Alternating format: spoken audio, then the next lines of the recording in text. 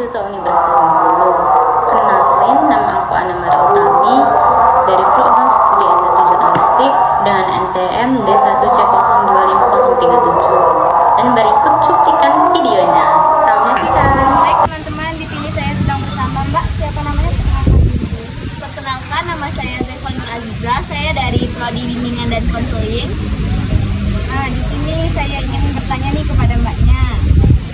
Menurut Mbak, seberapa penting sih kebiasaan membaca buat mahasiswa zaman sekarang?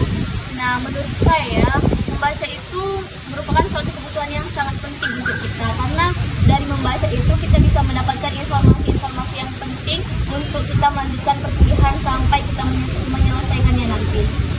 Ya, selanjutnya nih, biasanya Mbak lebih suka baca buku yang fisiknya atau yang e-book? Kalau saya sendiri, saya lebih memilih membaca yang e-book karena itu mudah kita akses di zaman sekarang ini dengan kemajuan teknologi yang sudah sangat maju ini.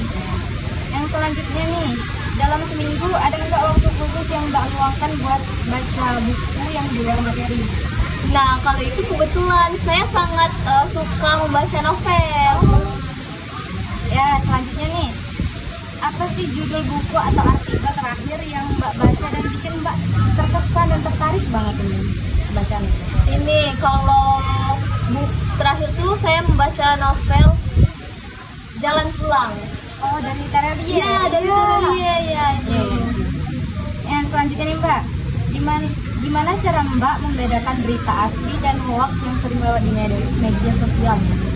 Kalau cara membedakan tuh, pertama tuh kita melihat dulu, kita cari tahu dulu apakah ini informasi ini benar-benar valid atau hanya hoax semata yang disebar gitu. Nah, kita cari yang lain, jangan cuman mengambil informasi hanya dari satu postingan tertentu gitu. Ya.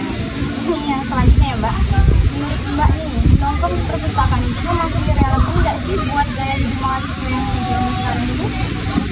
Kalau menurut saya sendiri, sebenarnya nongkrong di perpustakaan itu masih relevan jika dibarengi dengan kita yang mencarinya sambil menggunakan media sosial atau platform digital yang kita punya gitu.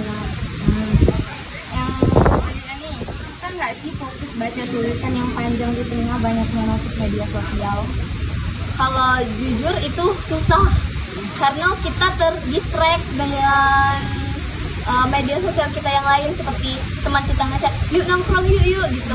Iya, emang kebiasaan kita ya. Iya, kebiasaan kita. Ini selanjutnya nih Mbak, kalau disuruh milih baca ringkasan di internet atau baca buku aslinya, itu Mbak lebih milih yang mana?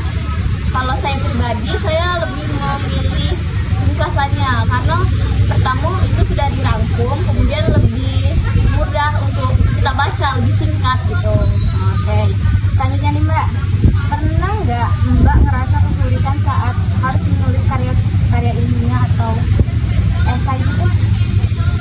Pernah, waktu semester 1 dulu, karena kami disuruh membuat tugas esai bahasa Indonesia dengan kemampuan kami yang masih awam dari SMA ke kuliah, dan kami ditugaskan untuk itu. Kami mengalami kesulitan karena kami belum terbiasa, karena di SMA dulu belum pernah disuruh mengerjakan yang seperti itu.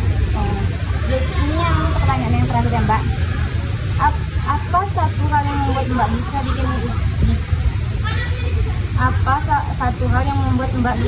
bikin mahasiswa jadi lebih semangat untuk literasi? Apa sih? Mungkin dengan memanfaatkan media sosial yang ada seperti sekarang ini, membuat poster, bisa menyebarkannya lewat feed Instagram atau story Instagram kita pribadi. Oke, terima kasih ya Mbak ya. Mungkin itu saja wawancara kita hari ini kepada Mbaknya. Terima kasih ya Mbak.